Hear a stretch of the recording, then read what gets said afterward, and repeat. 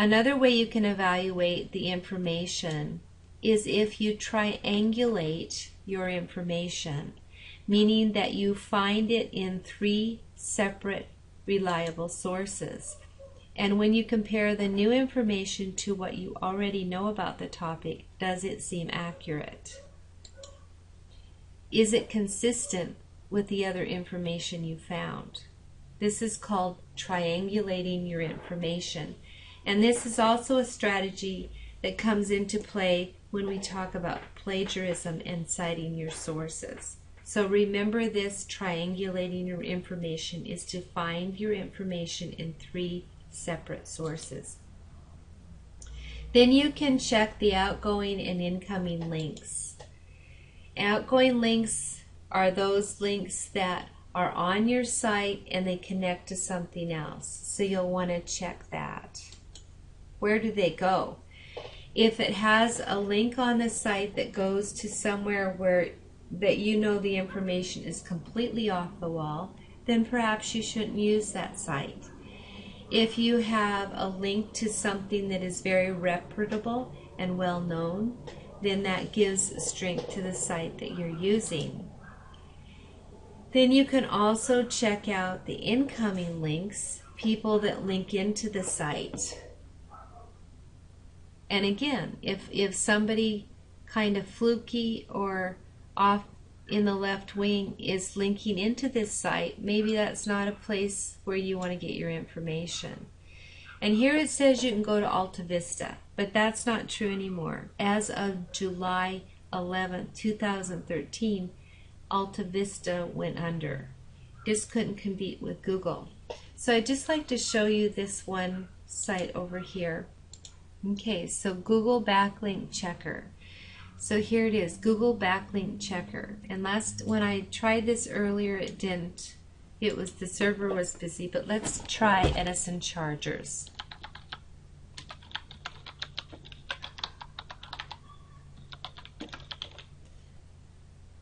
And I couldn't get through this earlier. It's still busy. But this is where you could come to check the links that come in and out of a page. And that's one of the ways that you can evaluate the reliability of your page. If it has a bunch of fluky sites linking to it, then it's probably not a site where you want to get your information. So let's go on here. Another way that you can evaluate a web page is look at its history. How has it evolved? And there's a site, it's called the Wayback Machine. It's www.archive.org. And this gives you a history or shows you older versions of a website. It's an archive of the internet. And you can use the Wayback Machine to find older versions of a website if you're returning to a site and see that its contents have been updated. And you can locate information from any specific day or time period. So let's look at this as well. Okay, so Wayback Machine. Now, the only time I've used this, I had a son in college once who was writing a paper on evaluation of websites. And he had selected one on heart issues. And so he had found this website and he wanted to check out what it had been previously. And so he did this check in archive.org, and he found out that the site had originated with exercise equipment.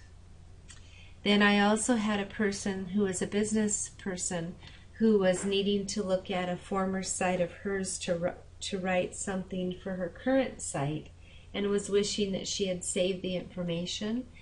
And so I suggested that she look at archive.org, and she was able to go back 5 years and look at her site 5 years ago and get the information off that she wanted.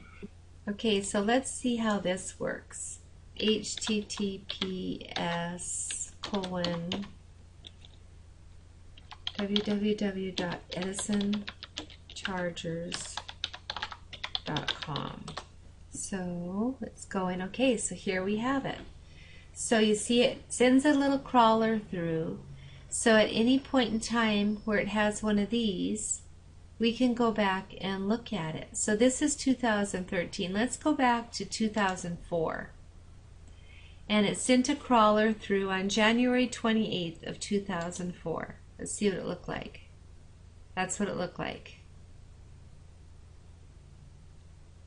So then let's try 2005. What do we have here? Maybe that's why. Okay, here we have Welcome to Edison High School. Okay, so that's August 5th, 2001. So you can see, you can get an idea of what it actually looked like on that day.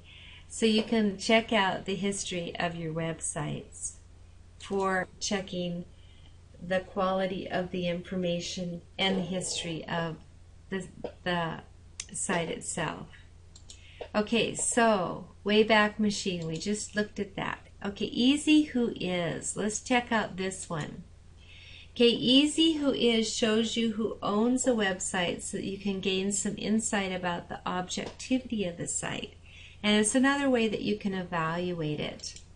So under the Easy Who Is tab, you look up your domain name in the search box. So let's go and look at this one for Edison, so we can get an idea. I thought I saw this Easy Who Is. So we're going to look up edisonchargers.com, which is our domain name. Okay, so here we have edisonchargers.com. They registered the URL through GoDaddy.com. Its registrant name is Huntington Beach Union High School District. Registrant organization is Edison High School. It's on this server right here. So it gives you the information about Edison High School. So again, this checks who owns our site and who it's registered to. Okay, let's look at what we have completed in this lesson.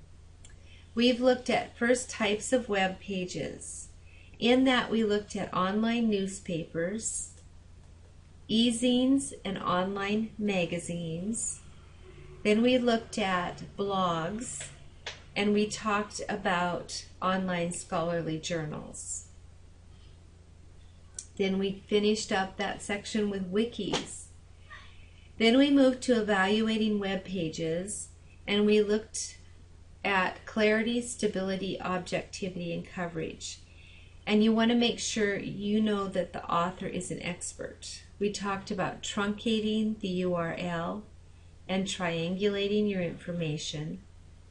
Then we talked about incoming and outgoing links, and with that we looked at the Google Link Checker. Then we looked at checking the history of a site with the Wayback Machine, and then we looked at seeing who owns the site through Easy Who Is. Okay, so bring any questions you have to class and complete the note verification, and thank you for listening.